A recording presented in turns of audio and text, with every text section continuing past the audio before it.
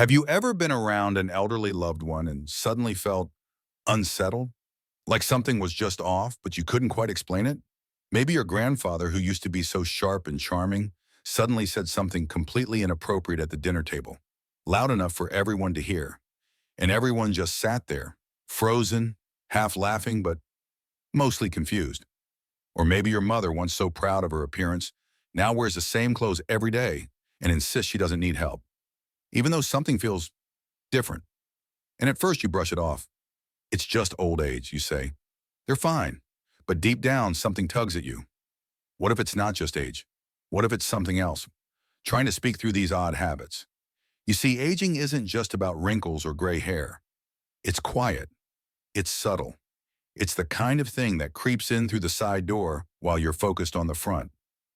It shows up in habits, tiny ones, odd ones, sometimes embarrassing ones. And when we don't talk about them, we miss what they're trying to tell us. And here's the truth most people won't say out loud.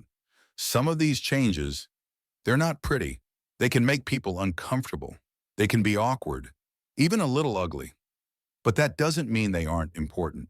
Because behind every strange new behavior is a message, a cry for help, a need for understanding, a warning sign that, if caught early, could make all the difference in your loved one's final years. This video is going to open your eyes. We're talking about 8 uncomfortable habits in old age that most people ignore, or worse, joke about, but not you, not anymore. Because by the end of this video, you won't just see these behaviors differently, you'll know what they mean, how to respond, and most importantly, how to help. So before we dive in, I want to hear from you. Have you ever witnessed a strange change in an elderly loved one that others brushed off? Type "I'm here" in the comments.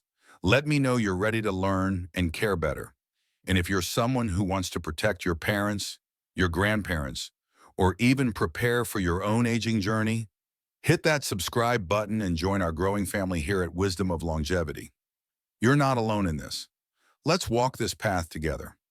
Let's begin with the first habit, one that catches many families off guard. 1. Blunt or rude comments. Uncle Joe used to be the life of the party, a gentleman, always knew the right thing to say. But lately, he says things that make everyone stare at their plates.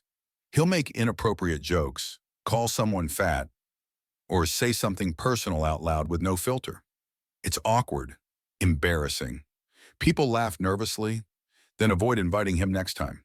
So what happened? As we age, certain areas of the brain, especially those responsible for judgment and self-censorship, begin to shrink or misfire. For some, this means a loss of inhibition. The internal filter that once paused or rephrased our thoughts simply doesn't work the way it used to.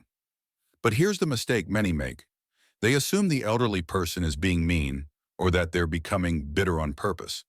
They take it personally, but more often than not, it's not intentional. So how should you respond? Don't argue, don't scold, and definitely don't humiliate them in front of others. Instead, gently redirect the conversation.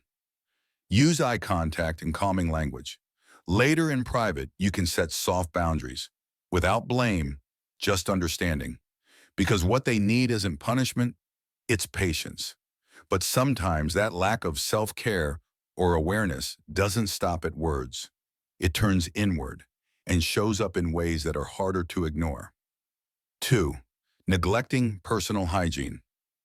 You visit mom on a Sunday afternoon. The house is clean, but something's off. Her hair is greasy, her clothes are stained, there's a smell in the room she doesn't seem to notice. When you ask gently, she shrugs. I'm fine.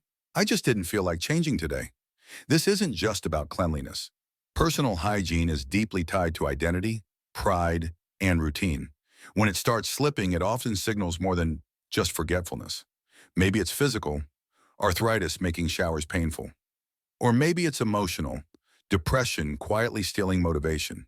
In some cases, it's an early sign of dementia, where the concept of self-care fades.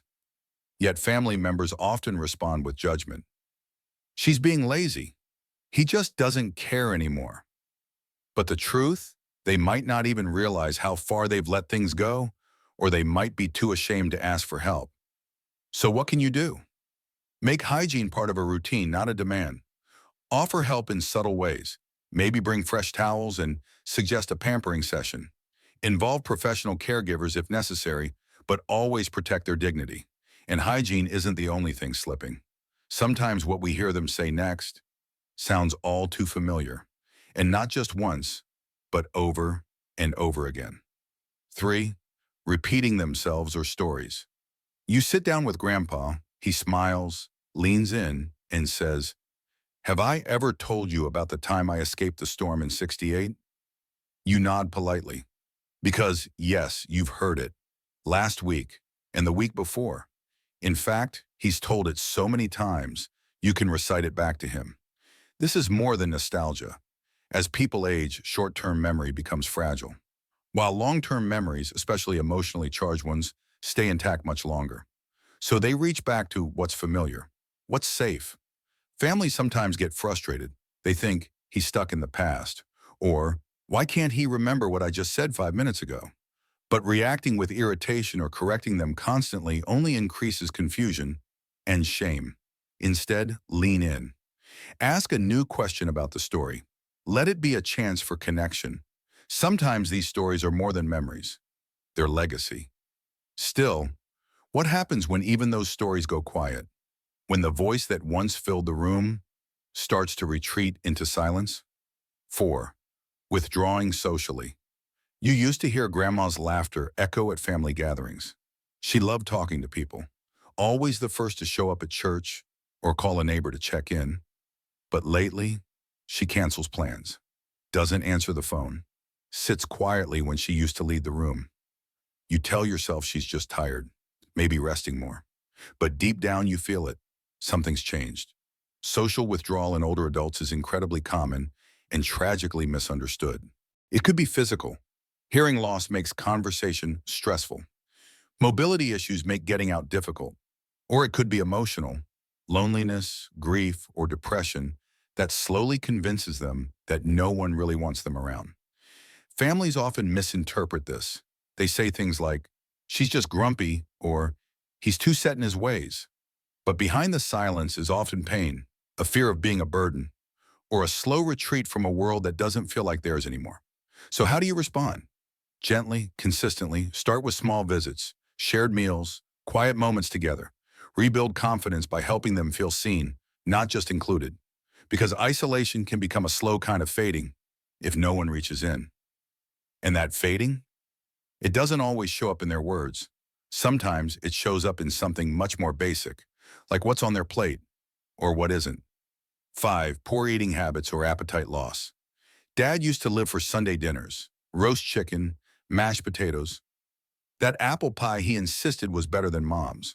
But now he just pokes at his plate, says he's not that hungry, skips meals altogether.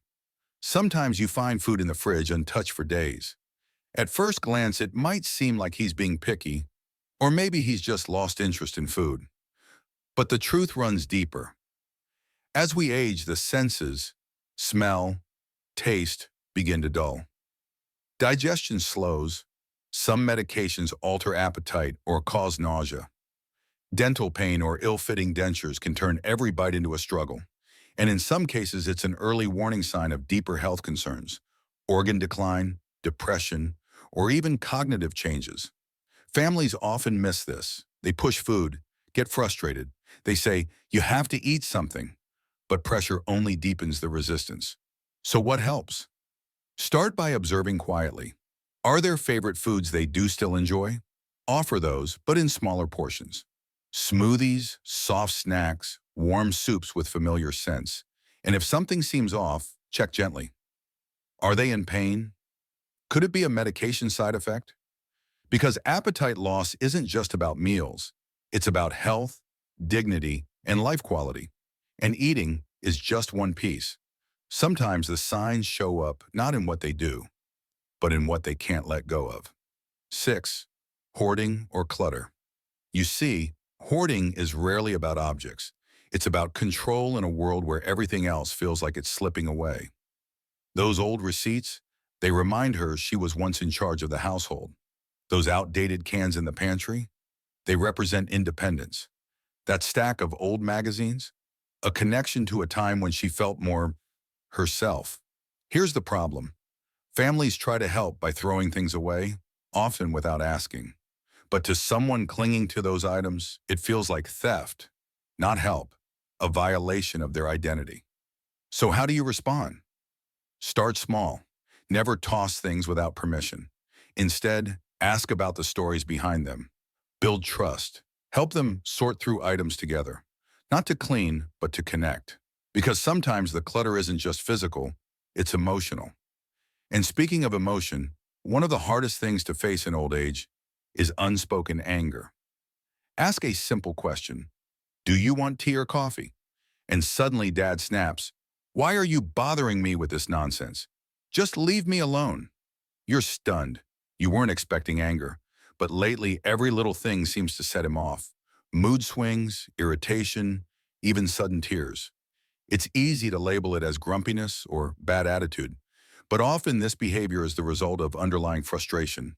Frustration from physical pain they don't talk about, hearing loss that makes conversations exhausting, mental confusion that makes decisions stressful, or even feeling left behind in a world that's moving too fast. Mood changes can also be signs of dementia, Parkinson's, or depression. But here's the tricky part. They usually don't talk about it. Instead, they lash out. So how do you respond? With curiosity, not criticism. Ask why they're upset instead of reacting to how they express it. Keep communication gentle. Give space, but don't disappear. Because under the anger is often someone scared they're losing control. And finally, perhaps the most misunderstood habit of all. 8. Talking about death or giving up. You hear them say things like, I don't think I'll be around much longer. What's the point? Or they start giving away personal belongings, quietly, methodically. Your heart drops. You don't want to hear it. You tell them, don't say that. You'll live to 1,100. But inside you worry. Is this depression? Or have they truly given up? Talking about death in old age is complex. Sometimes it's a sign of deep emotional pain.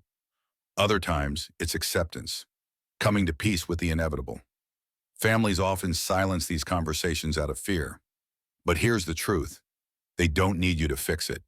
They need you to listen. Let them talk. Let them share memories. Ask what matters most to them now. And if you ever sense signs of suicidal thoughts or deeper despair, don't ignore it. Seek support, because facing mortality isn't about surrender. It's about preparation. And it can become a bridge to healing, not a wall of silence.